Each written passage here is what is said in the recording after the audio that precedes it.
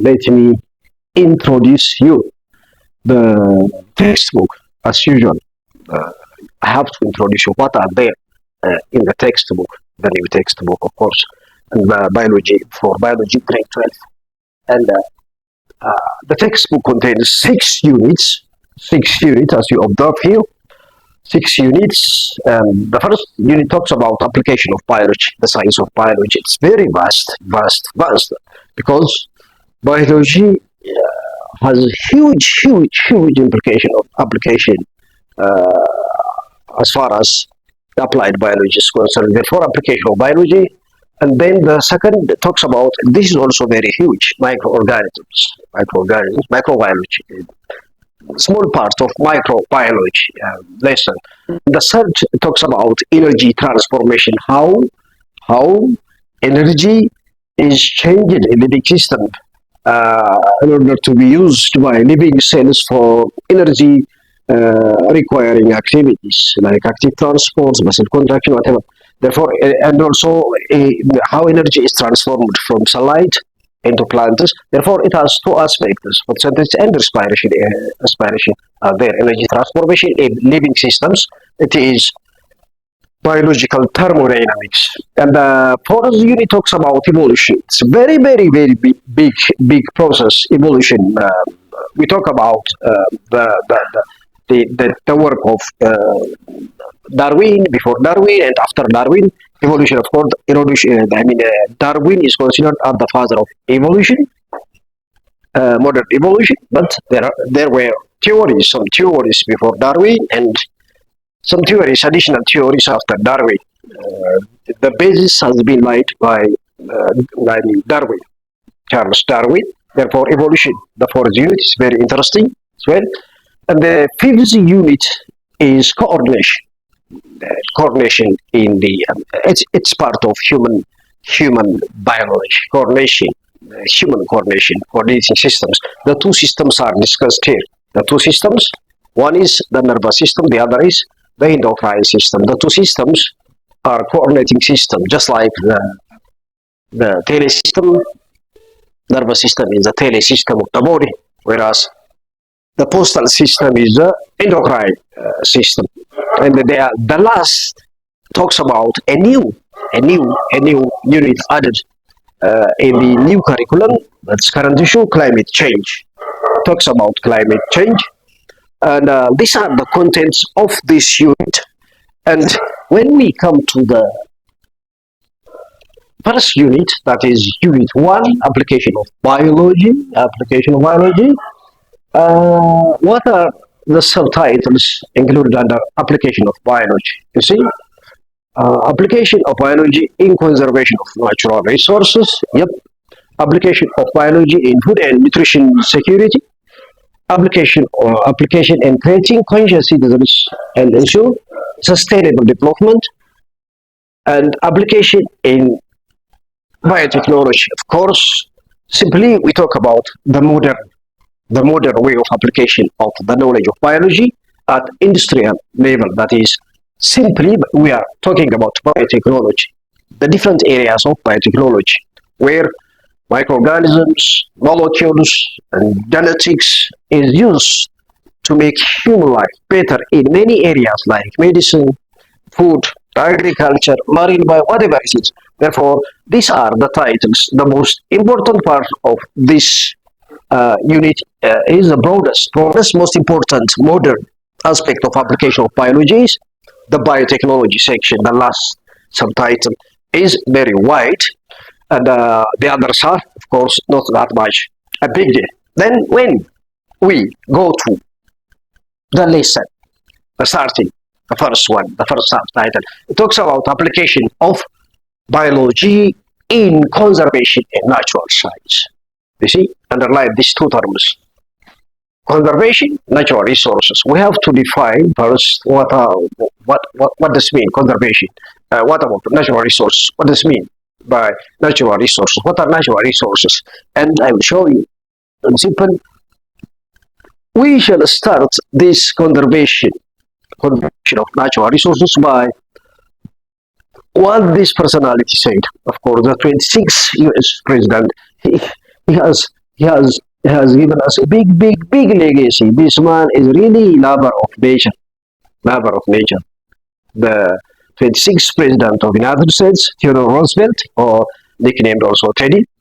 The conservation, he's saying, the conservation of natural resources is the fundamental, of course, natural conservation of natural resources, conservation of natural resources is not a problem by itself, which means conservation, that means the effort to conserve natural resources is a problem because man is selfish, just understand it in that sense. He said the conservation of natural resources is the fundamental problem. Unless we solve that problem, it will avail us little to solve all other problems. You see, unless we solve the problem that we have in conserving natural resources, it may be difficult to solve other problems also. Much difficult. You see, the importance that this man gave to natural resources. Of course, yeah, natural resources are any resource that is in the biosphere, and that is not made by humans, that is naturally existing from the air to the water, the soil, the microorganisms, all the wildlife, the plants, all these are natural resources. Therefore, you see, he is telling us the importance of conservation science. Conservation of what do we conserve? Natural resources. Natural resources. What does it mean by conservation? Let us. What is conservation? Just simple definition for conservation is a preservation, protection, or restoration of natural resources. You preserve, protect, or restore natural resources so they can persist for future generation.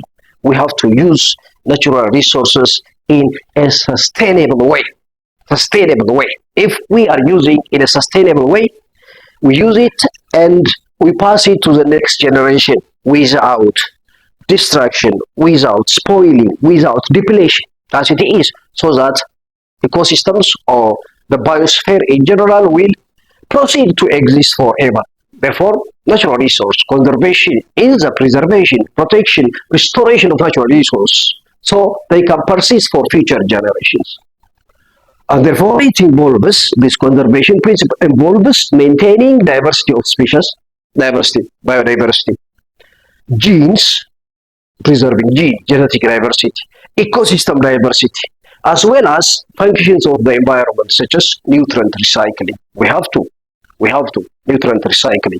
Unless there is dynamic nutrient recycling in an ecosystem, it's difficult for ecosystems to maintain species diversity and genetic diversity, which means if an ecosystem loses its diversity or biodiversity, it's a big problem for humanity to survive that ecosystem. Therefore, what conservation is, we have said, I think. Therefore, for conservation, yeah, the first person that is concerned with conservation is the biologist, of course, especially when it comes to conservation of the living part of our ecosystem or the biosphere, the plants, animals, microorganisms, all those living components, preservation, conservation. There are specialists specialized in biology known as conservation biology. I will come to that point. Conservation biologists are concerned with conservation of natural resources. And the next portion talks about what are natural resources. The second phrase, natural resources. Natural resources, as I have tried to show you, natural resources are resources that are found in the biosphere naturally, which are not artificial. And then Earth's natural resources include like air, minerals, soil, water, wildlife, plants, wildlife, microorganisms, all those living organisms, including viruses. Of course, viruses are totally living. We include viruses also. Therefore, everything natural is natural resource in our planet. And therefore, if we define natural resources, if we know conservation, we have to use wisely. Sometimes conservation can be defined as the wise use of natural resources. You see, we are using natural resources in a wise way. Wise in a sense, we uh, we use them carefully through preservation, protection, restoration, so that they can be passed to the next generation intact. Therefore, this is a very important issue, natural resource conservation. And as remember what Theodore Roosevelt said, that without conserving natural resources, it's difficult to solve all our problems. And therefore, it's very crucial, it's very important issue, conservation. And when it comes to the next portion, natural resource categories. We have to see categories of natural resources. We categorize natural resources based on whether they whether they uh, recover as fast as humanity is using or not, into two categories. Renewable natural resources, this can be recovered at the same rate as we are using, or remade, or replenished, reformed in the same rate as we are using it. Renewable, non-renewable natural resources. This takes geological time. It's very long period of time. Very long period of time. Millions of years to form. If once they are depleted, or if we totally consume them, it takes millions, if not billions, of years to reform or replenish. We call them non-renewable natural resource. Therefore, if you lose it, this non-renewable natural resources, you are losing for good, because they will not be replaced within a short period of time. And then let us see specifically each, as I have said, renewable resources. The renewable resources are those whose rate of replenishment or restoration or recovery exceeds that of the rate of consumption by human beings. That is, simply look this formula. The rate of consumption of this is less than or equal to, and equal to the rate of recovery. Therefore, you use it, it will recover within a short period of time. You use it at the same speed, it will recover. The rate or the speed at which you are using the resource is the same as the rate at which it is recovering. So we call them renewable. They renew themselves. They can recover, they can replenish or be replaced easily within a short period of time. That's why we call them renewable resources. And the problem, renewable resources, the problem is not depletion. The problem is not that we are just decreasing the amount. The problem is pollution.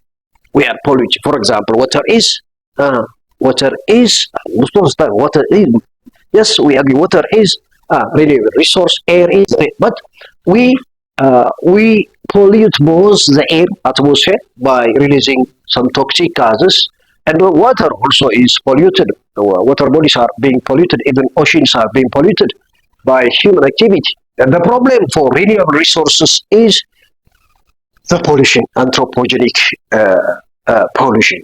This is polluted by human activity. Anthropogenic means human activity. The human-induced pollution is a problem, not depletion. We don't feel that they will be consumed and finished. No, they will not. They will recover. But the problem is they are polluted, continuously polluted by human activities. These resources like solar energy, air, water, all these are known as renewable resources. Renewable resources. Also, sometimes living organisms and vegetations are also considered renewable if we continuously cultivate and protect our environment, the biotic environment. The other is non-renewable resources. These resources are formed over long geological time. You see, long geological time means once you complete minerals in the soil you use, it takes millions, if not billions of years to be replaced, those minerals to be again found in the Earth's crust. Therefore, they are depleted and they are completely consumed, so that They are known as non-renewable resources. Therefore, the rate of consumption is greater than, much greater than the rate of recovery. So we can finish them. We will not leave some amount for the future generation. You see, once we consume it, there is nothing left for the future generation. This is a problem. Renewable resources and non-renewable resources. Minerals and fossil fuels are the most important resources considered as non-renewable. And when it comes to examples, renewable, non-renewable resources, you can see simply these are renewable, these are restored naturally at a rate comparable to human consumption. That means equal. The rate of consumption is equal to the rate of formation. Therefore, these are sunlight, crops, water, livestock, wind, trees, or wind or air. You can wind. Non-renewable resources are fossil fuels, minerals, nuclear fuels, topsoil, sand, metals, of course, included under minerals. Therefore, simple example for renewable. Therefore, the problem of this is once used, we can just if overexploited, they can be totally consumed by human beings, so that the future generation suffers from lack of this non-renewable resource, unless we use in a very wise way, just without total exploitation, so that we may leave some amount for the future generation. These are renewable. The problem of this is pollution. And when it comes to biology application, now we are talking about application of biology in conservation of natural resources. Conservation of natural resources. Yes, I've told you that it is the primary science when it comes to conservation of the living component of our planet. The primary science that comes and gives stand is biology. Therefore, when biology used in conservation of natural resources, primarily the biotic natural resource, the living, it is known as refers to conservation of biodiversity. Conservation of natural resources, it primarily is concerned with conservation of living organisms, and that is conservation of biodiversity. Principally, we have to conserve biodiversity. And the specific branch of biology is conservation biology. Of course, thus conservation biology is the science of understanding and conserving biodiversity.